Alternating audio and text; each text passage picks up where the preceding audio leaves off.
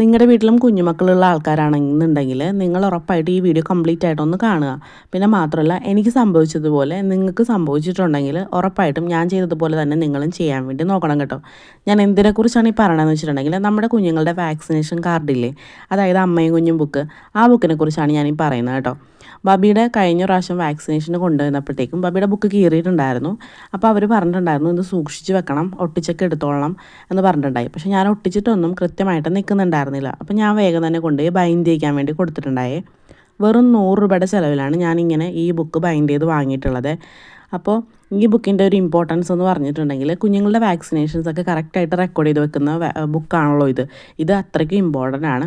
ഇനി in case ഒരു foreign കൺട്രീസിലോട്ട് നിങ്ങൾക്ക് ട്രാവൽ ചെയ്യാൻ വേണ്ടി ഉദ്ദേശിക്കുന്നുണ്ടെങ്കിൽ തന്നെ ഈ ബുക്ക് എന്തായാലും അവർ ചോദിക്കും. കാരണം കുഞ്ഞുങ്ങളുടെ വാക്സിനേഷൻ ഡീറ്റെയിൽസ് ചോദിക്കുന്ന കൺട്രികളും ഉണ്ട് ഇപ്പോൾ. പിന്നെ മാത്രമല്ല, എന്തെങ്കിലുമൊക്കെ അസുഖങ്ങൾ വന്നാലും ഡോക്ടേഴ്സ് കൃത്യമായിട്ട് ചോദിക്കുന്ന കാര്യങ്ങളാണ് വാക്സിനേഷൻസൊക്കെ കൃത്യമായിട്ട് എടുത്തിട്ടുണ്ടോ എന്നുള്ളത്. അപ്പോൾ ഈ ബുക്ക് ഭയങ്കര ഇമ്പോർട്ടൻ്റ് ആണ് കുട്ടികൾക്ക്.